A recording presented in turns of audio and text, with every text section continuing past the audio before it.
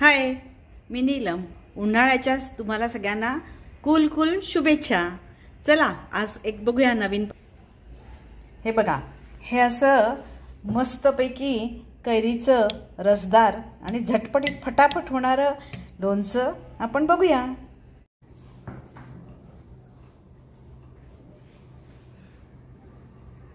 हाय, मी नीलम.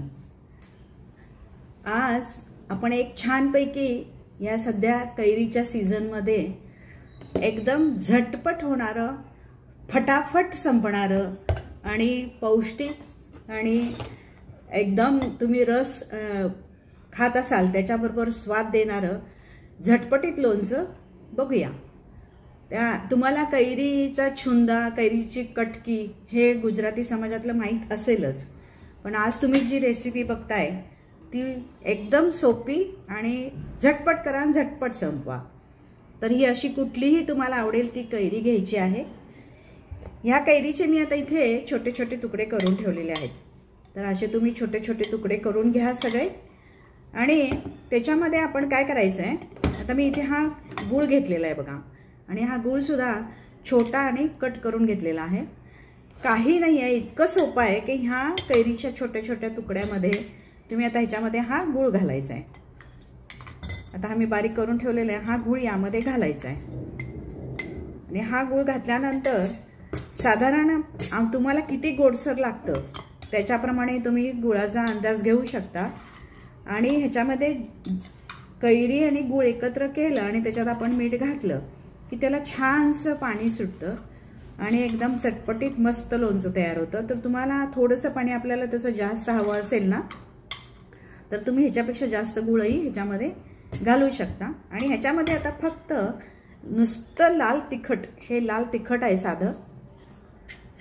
साधं म्हणजे तुमचं कांदा लसूणच्या चटणीचं नाही, प्लेन बुक्का चटणी. फक्त ह्याच्यावरून अशी नुसती तुम्हाला किती तिखट लागतं कमी जास्त त्याप्रमाणे अशी नुसती घालायची आहे वरती. आणि हे मीठ आहे, हे मीठ पण स्वादानुसार आपल्याला कसं आवडतं त्याप्रमाणे मीठ घालायचं आहे. आणि छानसं एकसारखं तुम्ही हलवून ठेवा. असं हलवल्यानंतर साधारण एका अर्ध्या तासामध्ये मस्त छानसं लोणचं तयार होतं. आणि त्याचा जो रस आहे ना, मी मग तुम्हाला मगाशी म्हटलं, ते गुळ आणि त्याचा जो रस सुटेल ना, तर तो रस तुम्ही जेवणात तर लोणचं म्हणून खाऊ शकताच, पण तुम्ही जेव्हा भात आमटी, भात डाळ, भात वरण जे काय घालता त्याच्याबरोबर तूप आणि लिंबू कसं घेता तसं ह्याचे जे खाली जो याचा रस सुटेल ना, तो रस फक्त त्या भातामध्ये घाला आणि मग खाऊन बघून मला तुम्ही सांगा ते कसं लागतंय ते.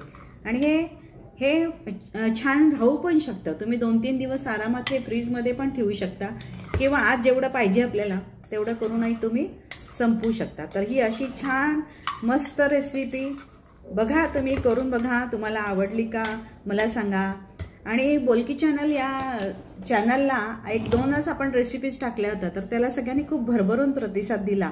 म्हणून मग आपण त्याच्यासाठीच ह्या बोलकी पुस्तके आणि माझं सप्तरंग 594 ह्या दोन्ही चॅनलसाठी आपण ही रेसिपी करत आहोत. आणि त्याच्याचबरोबर मी आता हे इथे कैरीचं पन्ह केलेलं आहे. आता कैरीचं पन्ह तर आपणा सगळ्यांना माहीतच आहे. त्यामुळे उन्हाळ्यामध्ये जेव्हा आपण आंबा खातो, रस खातो, तेव्हा त्यांना वाढणारी हीट आणि हे कैरी, गूळ, ह्या सगळ्या गोष्टी तुमची जी उष्णता वाढते ती कमी करायला खूप मदत करतात. त्यामुळे तुम्ही नक्की हे एन्जॉय करा. तुम्हाला आवडलं का नाही मला सांगा. आणि माझ्या चॅनलला सबस्क्राईब करा, लाईक करा, कमेंट करा, शेअर करा. धन्यवाद.